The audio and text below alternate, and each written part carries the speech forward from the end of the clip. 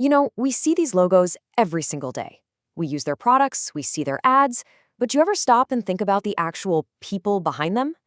Today, that's exactly what we're doing.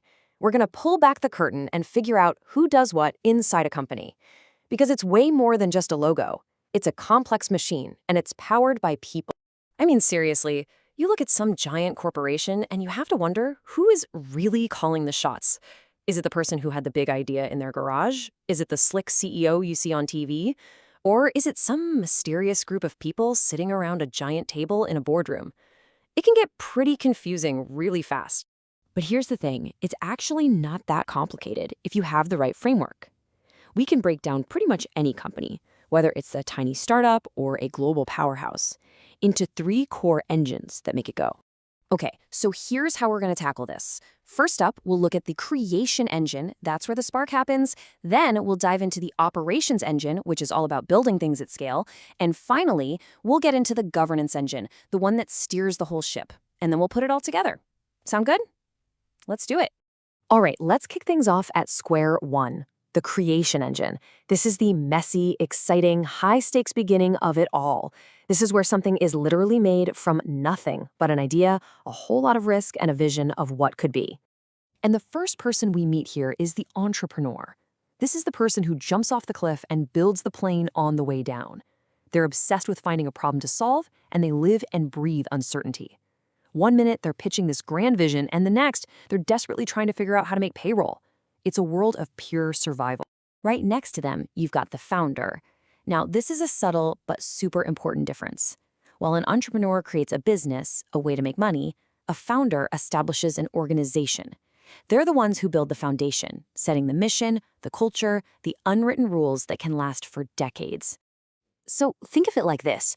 The entrepreneur is laser-focused on survival. Their big question is, can we find a problem people will pay us to solve before we run out of money? The founder, on the other hand, is thinking about legacy. They're asking, what kind of company do we want to be? How will we work together? You can be both, but they are different mindsets. Of course, this engine can't run on ideas alone. It needs fuel, which means cash. That brings in our money-focused roles. You've got the owner, who holds a piece of the company and is thinking about its long-term value.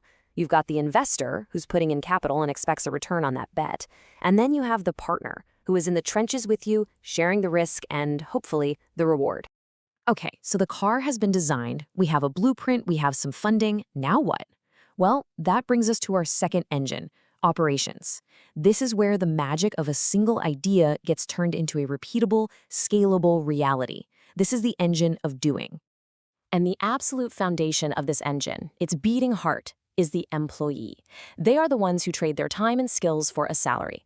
They are literally the hands that build the product, the voices that talk to customers. Their value comes from reliability and quality. They make the company's promises real. Now, as a company gets bigger, you can't just have one person telling everyone what to do, right? You get this management ladder. Down at the bottom, you've got the supervisor. They're on the front lines, managing the day-to-day work. Then you climb a rung to manager. Now you don't just manage tasks, you own a whole process, and your job is to make it predictable. Climb again, and you're a senior manager. At this point, you're translating the company's big picture strategy into actual plans for your whole department. So you see the pattern, right? Each step up the ladder isn't just about managing more people. It's about changing your perspective. You go from managing a task to managing the people who do the task, all the way up to managing the system itself. Your focus shifts from doing to directing. All right, we've created the thing, and we've built the machine to scale it. Now, who's steering this giant ship? Who's making sure it's headed in the right direction and not towards an iceberg? That is our third and final engine, governance. And this is where we meet the executives, the C-suite, the big guns, your chief financial officer, chief operating officer, and so on. Each one is basically the CEO of their own huge part of the business, like finance or marketing. They own the strategy for that domain, and they are responsible for its results. And then there's the one who sits at the very top of that pyramid, the CEO, the chief executive officer. And let me tell you, their job is to own, well, everything. They set the overall direction, they manage all the other executives, and when things go right or wrong, they're the one who has to answer for it. Now this right here is huge. This is what separates the CEO from everyone else. The buck stops here, period. If something goes wrong, ethically, financially, whatever, it's on them. Even if they delegated the task to someone else, the ultimate responsibility lands right on their shoulders. No excuses. Okay, but if the CEO is at the top, who watches the watcher? Who holds them accountable? That takes us to the absolute pinnacle of the company structure, the board of directors. And it's key to remember, they're not there to manage the company, they're there to govern it. So, boards have a mix of people. First, you've got your executive directors. These are the insiders.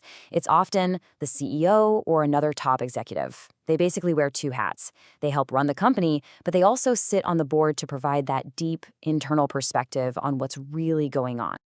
And to balance them out, you have the non-executive directors. These are the outsiders. They don't work at the company day to day. Their whole job is to be an independent voice, to challenge assumptions, ask the tough questions, and make sure the company is being run in the best interests of its owners. And this is the genius of a good board structure. It's like having a pilot who knows every single switch in the cockpit, that's your executive director, and an air traffic controller who has a view of the entire sky and all the other planes, that's your non-executive director. You absolutely need both perspectives. Now, who runs the board meetings? That's the chairperson.